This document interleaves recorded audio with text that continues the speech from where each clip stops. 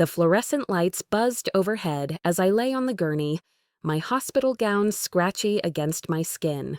The pre-op room smelled of disinfectant and fear, but I wasn't afraid, not of the surgery, anyway. I was 17, and this wasn't my first rodeo with the operating room. Born with a congenital heart defect, I'd had 3 surgeries already, and this 4th one was supposed to be the final fix, the one that would give me a normal life. What I was afraid of was being alone. "Where's Dad?" I asked Mom for the 3rd time in 10 minutes.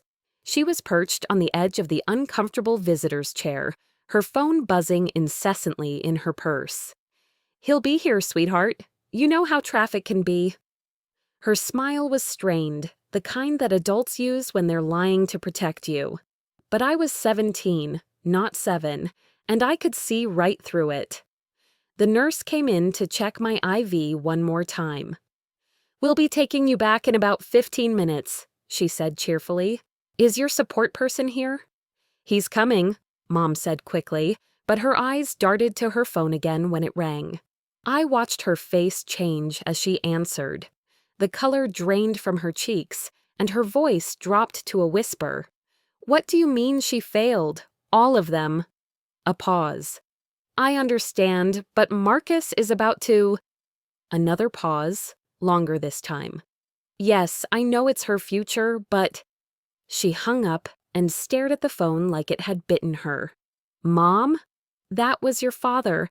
Emma failed her final exams. All of them."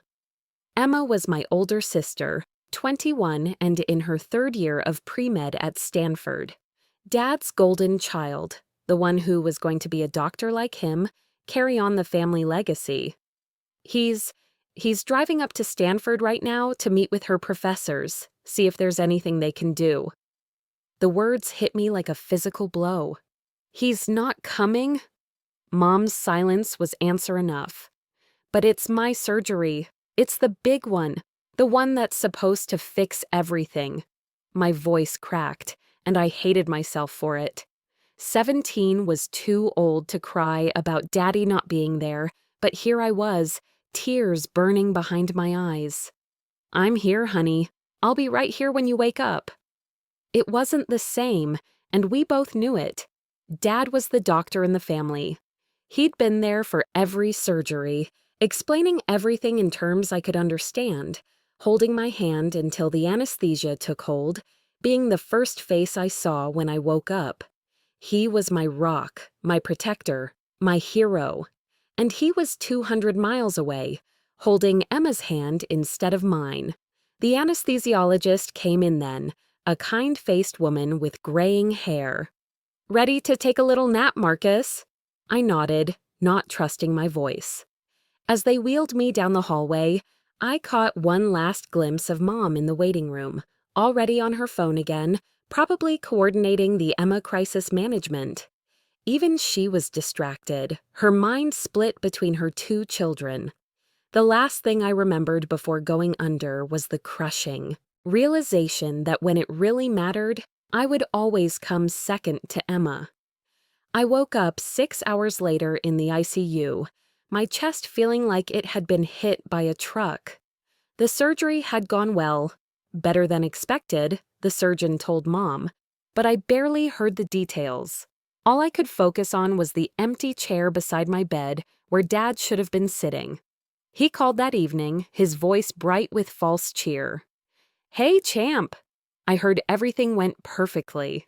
"I'm so proud of you." "Where were you?"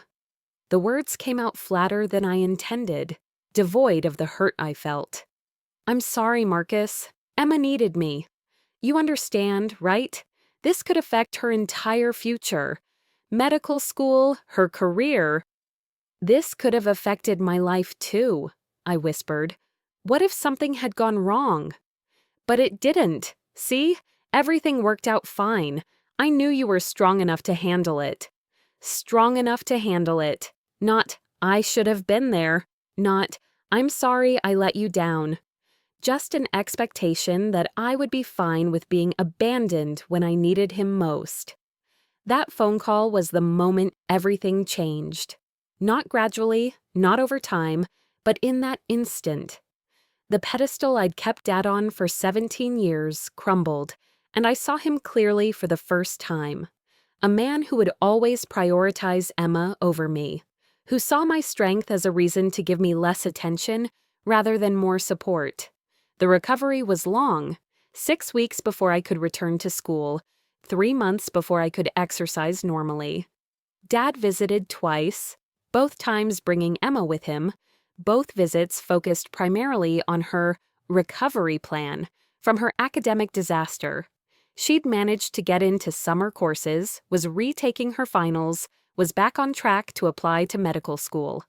I listened to them plan her future while I ate pudding through a straw and tried not to cough too hard because it felt like my chest would split open. But I was healing in more ways than one, not just physically, but mentally. I was developing a new kind of strength, a quiet determination that had nothing to do with enduring pain and everything to do with planning for the future. By the time I graduated high school, I had transformed. The surgery had worked perfectly. My heart was stronger than it had ever been. But more importantly, I had worked perfectly on myself.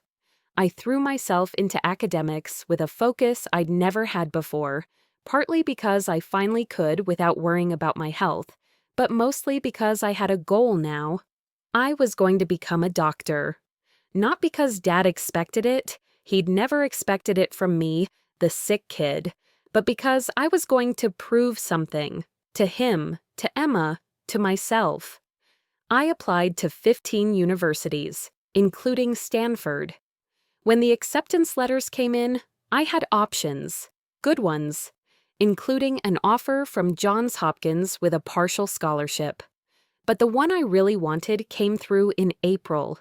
Stanford, full ride, based on academic merit and a personal essay about overcoming health challenges. I was going to be in the same pre-med program as Emma, the same professors, the same courses, the same opportunities. The irony was delicious. Dad was proud, of course, but surprised. "I didn't know you were interested in medicine, Marcus." "There's a lot you don't know about me," I said. Emma was less enthusiastic. She'd barely scraped her way back into the program and was retaking several courses.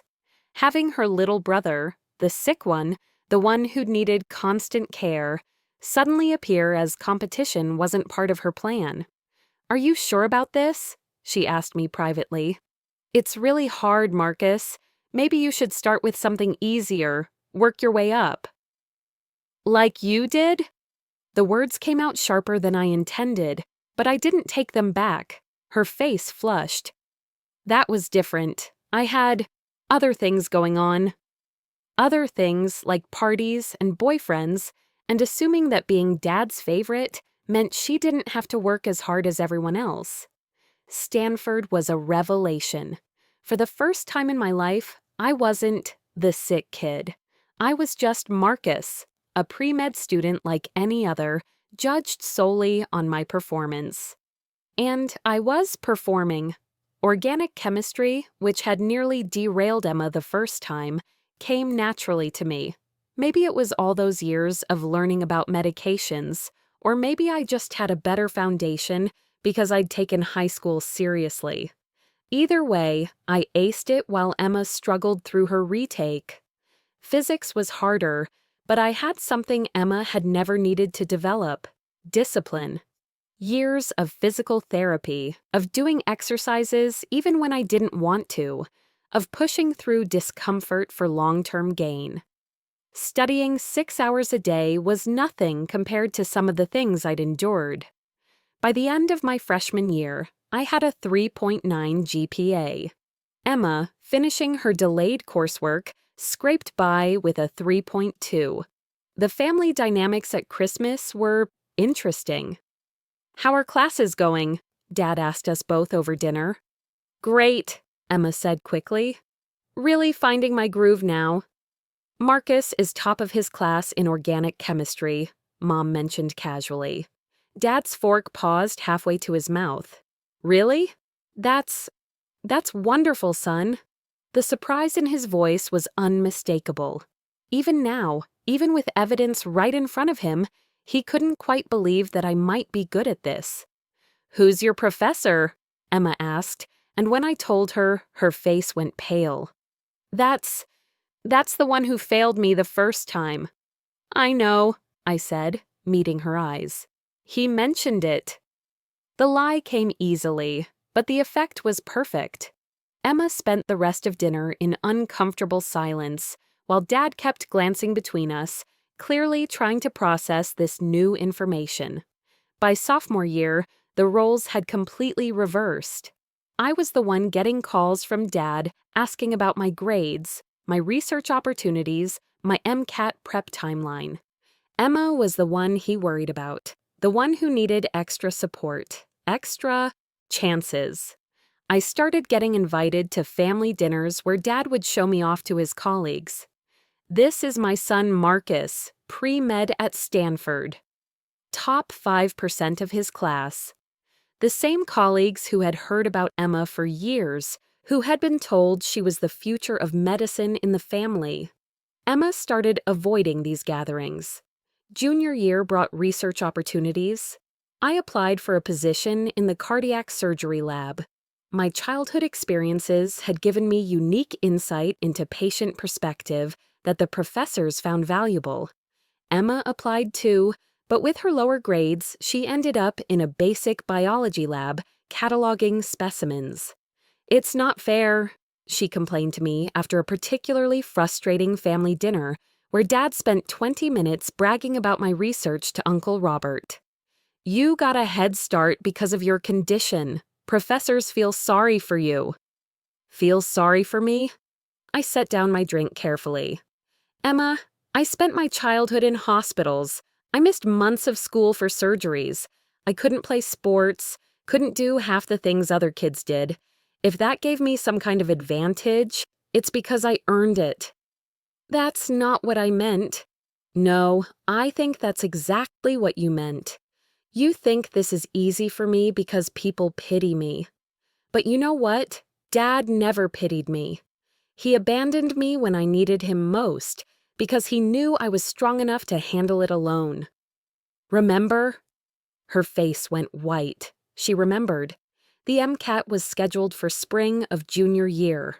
I'd been preparing for over a year, taking practice tests, working with tutors, treating it like the most important exam of my life. Because it was. Emma was taking it too, for the second time. She'd scored poorly the first attempt and needed to retake it to have any chance at medical school.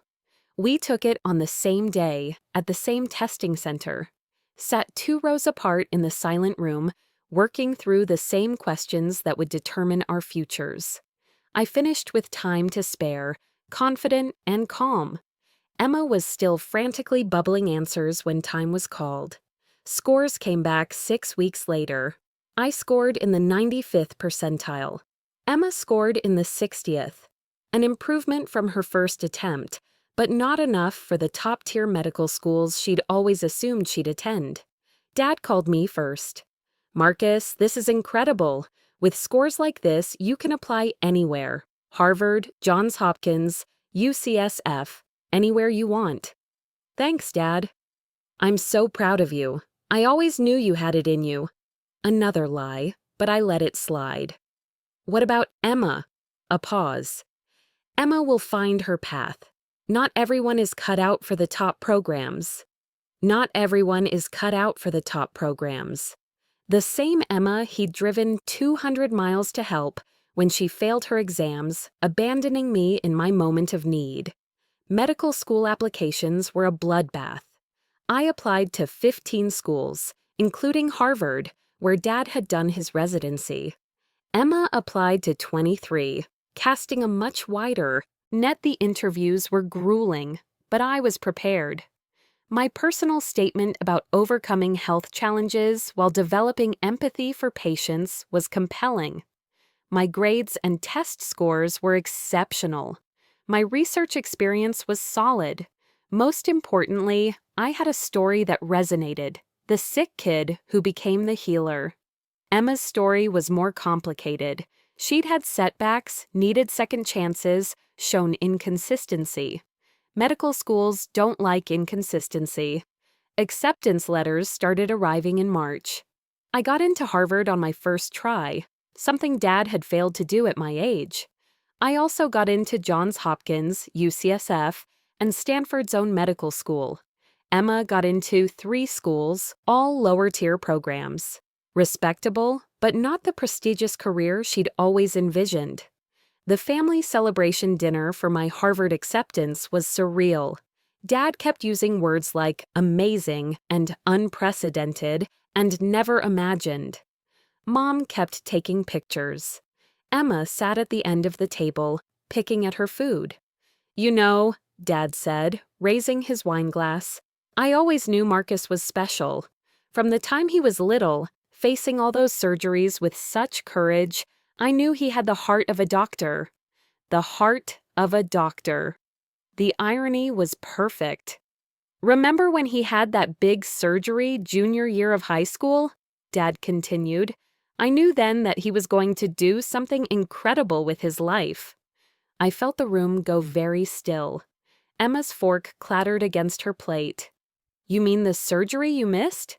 I asked quietly. Dad's face went blank. "What?" "The surgery you missed because Emma failed her finals. You drove to Stanford instead of staying with me at the hospital." The silence stretched for what felt like forever. Mom was staring at her napkin. Emma was staring at me. Dad was staring at his wine glass. That was different circumstances. It was my 4th heart surgery, the big one, the one that was supposed to fix everything. My voice was calm, conversational. "I was 17 and scared, and you weren't there because Emma's grades were more important than my surgery." "Marcus, that's not—" "It's exactly what happened." I stood up, my napkin falling to the floor. "And you know what?" "Thank you." Dad blinked. "What?" "Thank you for showing me exactly where I stood in this family. Thank you for teaching me that I couldn't rely on anyone but myself.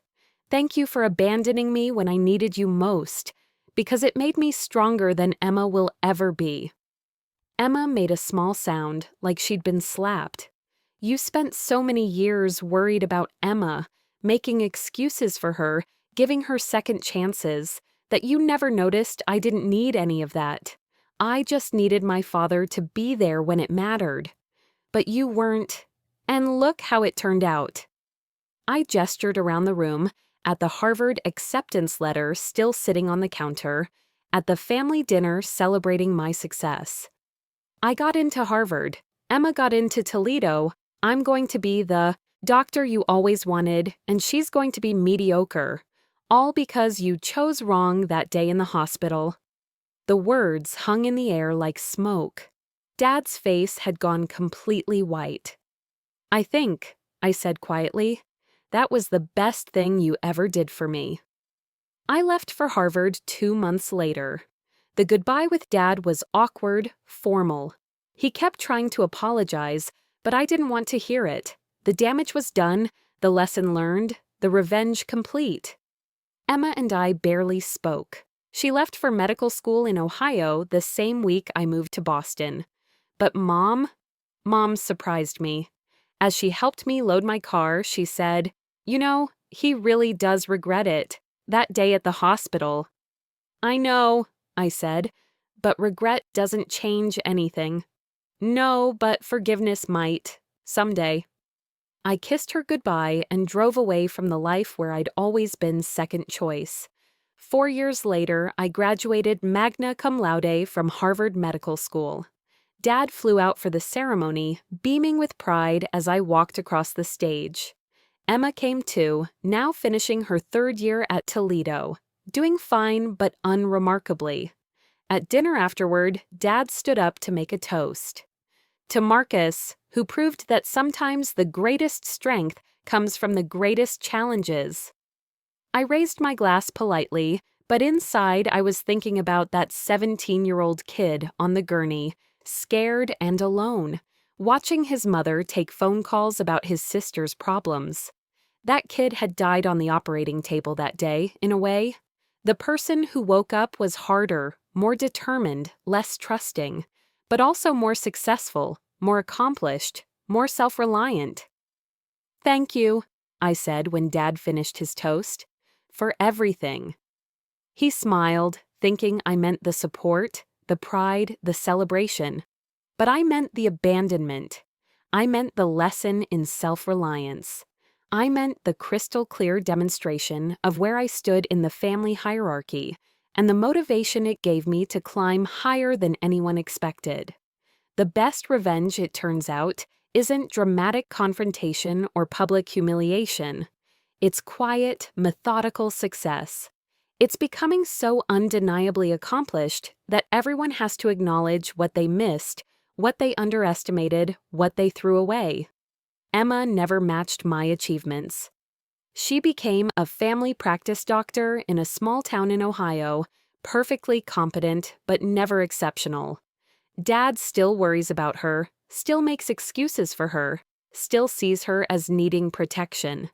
But when his colleagues ask about his children now, he talks about me, Harvard Medical School, cardiothoracic surgery residency at Johns Hopkins, published research, awards, and recognition. He talks about me the way he used to talk about Emma, and I can see in his eyes that he knows the truth. He bet on the wrong child. Not because Emma isn't capable, but because he never gave me the chance to show what I was capable of. He saw my medical challenges as limitations instead of motivations. He saw my quiet strength as an excuse to give his attention elsewhere. The irony is perfect. The son he abandoned in his moment of greatest need became the doctor he always dreamed of having in the family.